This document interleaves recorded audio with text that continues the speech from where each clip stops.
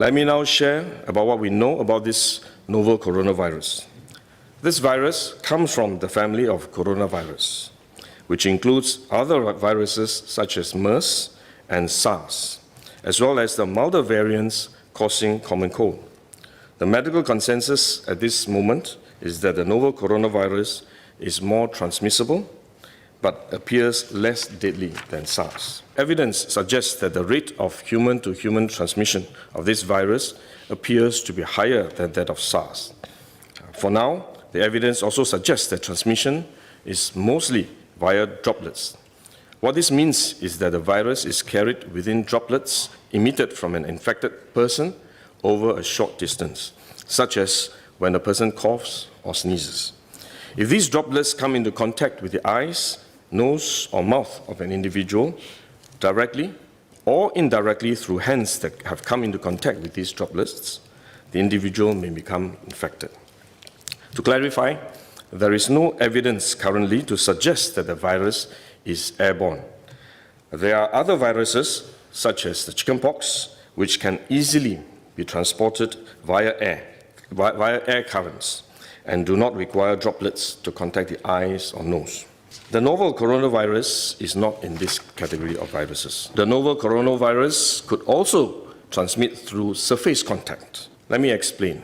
When a person sneezes or coughs, the droplets fall onto the surfaces of tables and chairs, and the virus may remain alive for up to a few days. When someone else touches the surfaces of these tables and chairs, the virus can be transferred to his hands, and if he then rubs his eyes or nose without washing his hands, he may become infected. So we should wash our hands.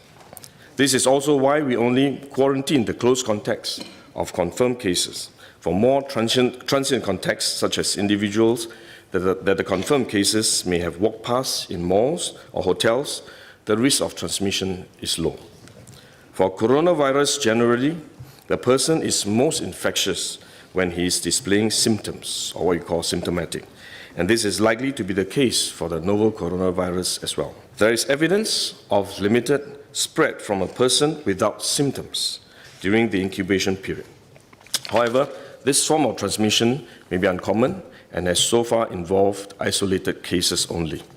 At this point, the evidence still points towards higher transmissibility when the person is displaying symptoms. As such, medical professionals, both overseas and in Singapore, have advised that the most effective way that we can protect ourselves is to practice good personal hygiene. We should regularly wash our hands with soap and water and avoid touching our face with our hands. These may sound simple, but actually they're very difficult to do because all of us touch our face all the time. Even at a meeting when we have on this ministry task force, while I was speaking, I was touching my face until Minister Lawrence Wong nudged me with his elbow and said, "Stop touching your face." So it is simple but extremely difficult, but are actually very effective in preventing all kinds of infection. Potential infection from asymptomatic persons, in fact, is less likely to be from coughing or sneezing directly because they don't have symptoms. They are not sneezing or coughing, but more likely by touching contaminated surfaces, for which masks offer no protection. Wearing a mask when we are well often gives us a false sense of security instead, and we are more likely to touch our faces when we constantly adjust our masks, which is one way the disease spreads. At the same time, we need to protect others, our loved ones, friends, colleagues, and fellow Singaporeans that we come into contact with. If we are sick, we should rest and recover at home as far as possible.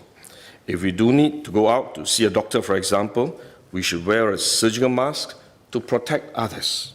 So this is when mask is needed, when we are unwell and have to go out.